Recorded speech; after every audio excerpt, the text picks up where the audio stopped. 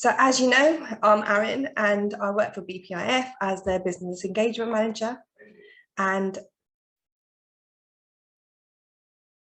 over the week, we've had some really good sessions. So already on Wednesday, Monday, we had Careers in Print. Tuesday, we had apprenticeship funding. And then yesterday, a journey into print. And then today is about recruitment and where to start. BPIF, I'm just going to go back a little bit. So BPIF supports members in the industry, delivers really good high quality training, and we are approved training provider. We are on the register of apprenticeship training providers, and we are accredited. That's just to give you a little bit of background in what we're doing and how we can support you going forward. A typical learner journey starts off when you have got a learner in place with an initial assessment, and we decide on the level when we come out for an induction, and then it's a three-way conversation between you, the learner, and the skills coach, and then we agree 6 to 8 weeks weekly sessions, and then we make sure that the learner is ready for EPA when they get to that stage, and they have to go through a gateway as well before they get there.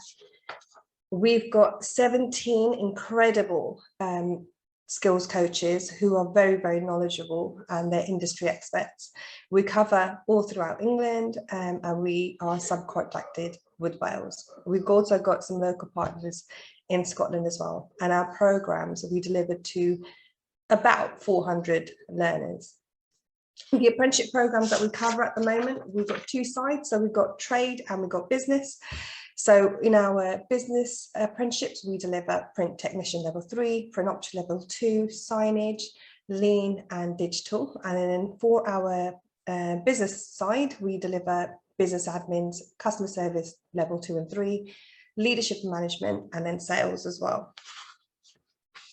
We'd also do short courses. So if anybody is interested, not only in apprenticeships, but short courses as well, we do really good interactive short courses as well, and a list is in front of you.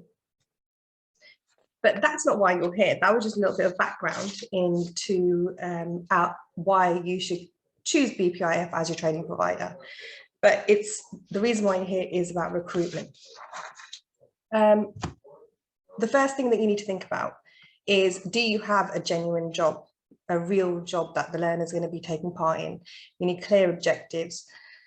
Today's workers are interested in a good work-life balance, clear career expectations and job opportunities. Do you have time to support the learner going forward? Are you going to be able to show them how to run different machineries or support them in their questions that they have?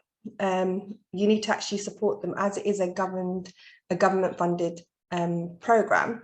You're going to need to support them with the off-the-job learning as well, which is 20%. And with off-the-job learning is anything that meets the knowledge, skills and behaviours of the apprenticeship. So such as shadowing, workshops, assignments. You are not losing a member of the staff one day a week. What it is you are helping support that learner do their job. So for instance, it's like driving a car. The first time you do it, you're learning. The second time you do it, you're learning. You're learning for about a week or two. And then it doesn't become your learning, it becomes you know how to do it, then it becomes your job. So the first couple of weeks is going to be about learning new things. When you have decided that you've got a job in mind, you contact me or the BPIF, and we will send you out a application form, a template, which looks like the one that I'm showing you on screen. We will advertise on the National Apprenticeship Service website, which is also linked to Indeed. I will also send it over to DWP, so the local job centres, and we also send it over to our website as well. I'm going to have a look at this in more detail because it is a national, because it is a template. We've got certain criteria that we need to complete until it gets rejected from NAS. So to make it interesting, we encourage you to have a really good title for the apprentice to target onto, and then obviously your details as well, which is quite normal, but we do encourage the title of the apprenticeship to be a little bit more exciting. So this is where I want to focus on. So when we come to filling out the job description, the full job description, we really need to, this is the first time the learner knows anything about your organisation, and you want to encourage them to apply for your role, just so you've got a really, really good scope of learners to choose from. So having a really good job description up there and the roles that they'll be doing is a really, really good idea. So the first one is a good example. The second one, which got rejected from NAS, was a poor example. And if it gets rejected, that means I need to come back to you and you need to redo it, and it just wastes time. So the quicker and more detailed job description we have, the better it is for us going forward. Just going to talk about wages a little bit here and the working hours.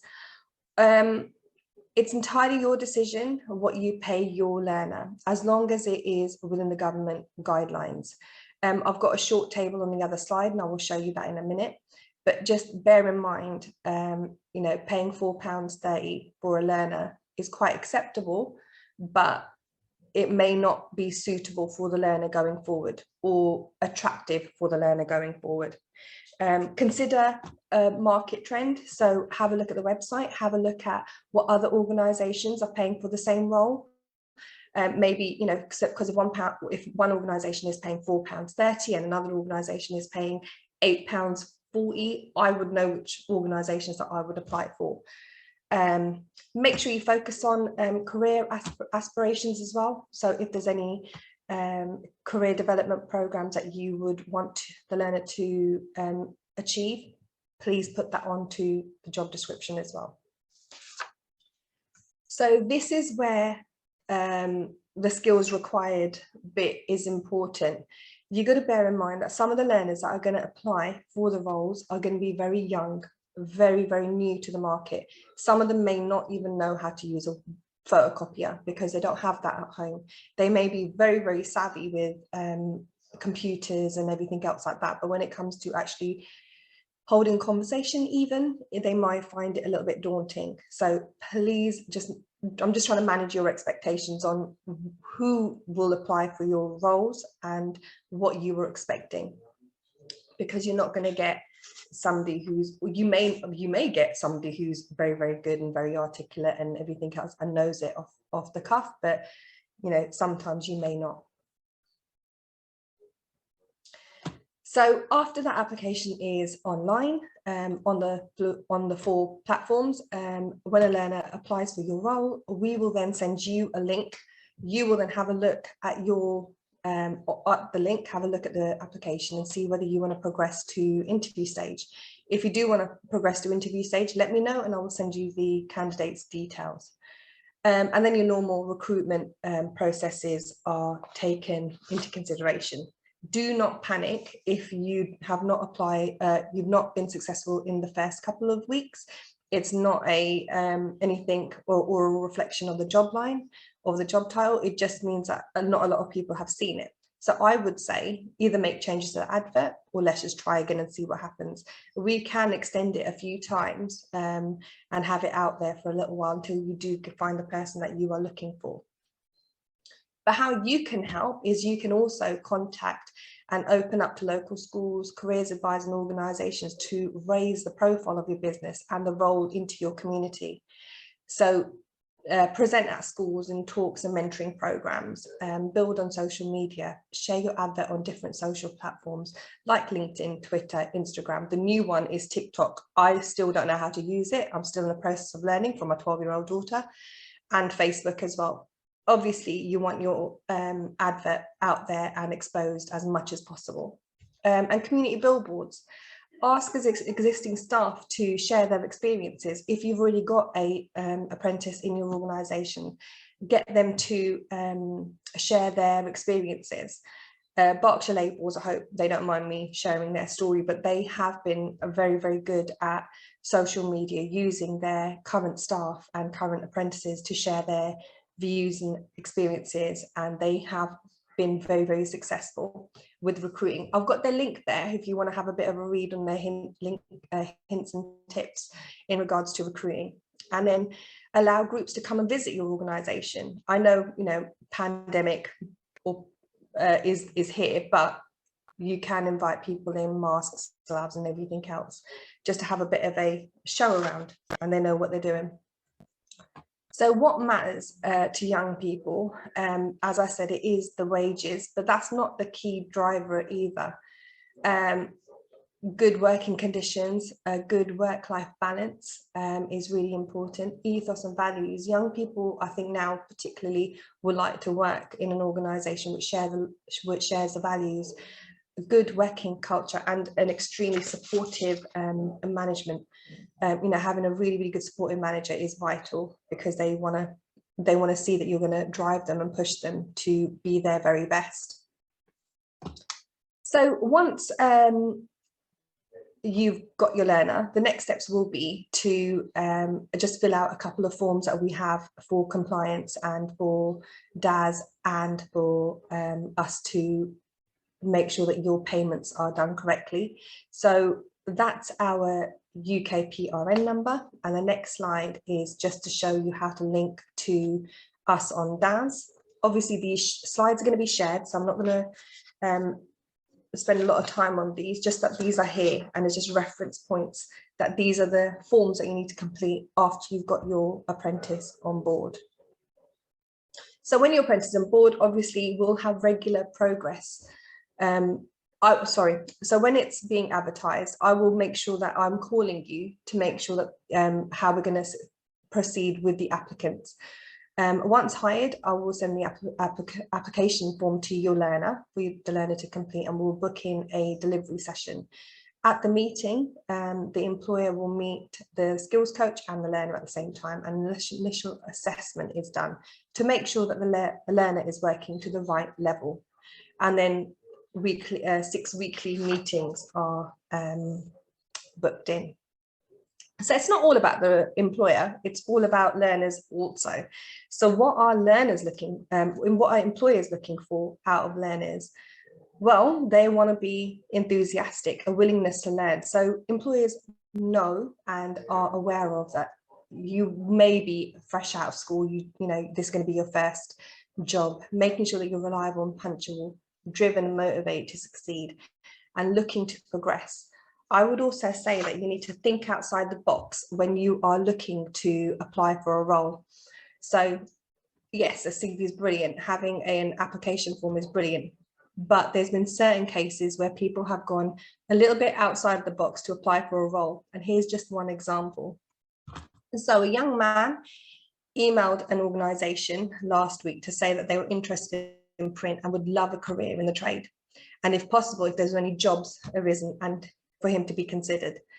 That company brought him in the morning for an interview and a brief tour around the organisation, and they took him into the print department.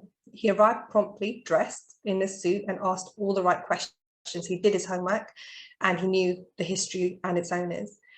He already had some print knowledge. The organisation was really impressed with the young 18-year-old that they shared this on LinkedIn. So it's great that young people out there have got a willingness to actually go outside the box and find other ways to get noticed within the industry. Here's another one. So I don't know whether you recall, there was, I think this young man started the trend where he stood outside a station just to get his CV and himself noticed, because there was loads of people applying for the jobs. So he went outside a really big, I think it was Canary Wharf, to get noticed, and he actually found himself a job. So there's some really good ideas to get noticed for young people as well. We don't only do apprenticeships, we actually do traineeships as well, which is a fantastic progression route into apprenticeships for young people and for the businesses as well going forward.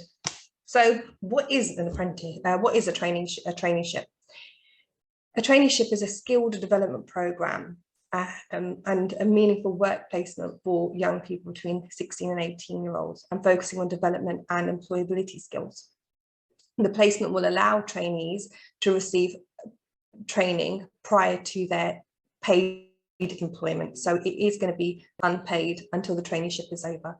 As I said, it is a fantastic, great progression route into an apprenticeship, because the business gets to know the learner and the learner gets to know the business, and they could work marrying together. The employer is required to provide at least 70 hours of work experience, and then BPIF will provide all of the other training that they need, the pre-employment and the sector-specific training as well. So at the end of the 6 weeks, say, the business has an obligation to either offer a trainee a position or a really, really good exit interview. Obviously, we do not want these learners to feel as if they have wasted six weeks. We want them to then progress onto a career path. And if you can provide the learners with a really, really good exit interview or an apprenticeship program, that is brilliant. Employers must provide a safe, meaningful, high quality work placement. Obviously, I've already said it is going to be 70 hours and constructive feedback. We would encourage businesses to contribute to their expenses, so travel or lunches or food. And the benefits will be you'll get to know the young person and the young person will get to know you. You could design a program which suits you and the business really well. You could develop your current staff's development, because if they're going to be looking after a traineeship, it takes a little bit of time and it takes a certain sort of person to do that. So it'd be good mentoring opportunity, and you are getting good talent into the organisation. I'm coming to an end of my presentation. So if there are any questions that you have, please do put them in the chat box or email me independently. I'm more than happy to answer any questions. So that was me done with my presentation. I know that we've got really exciting things coming for tomorrow as well, when we round up our National Apprenticeship Week sessions. Again, they are recorded and they are on our website. Go have a look at what you may or may not have missed out on, and how BPIF can help in the future. Thank you very much for listening, really appreciate it.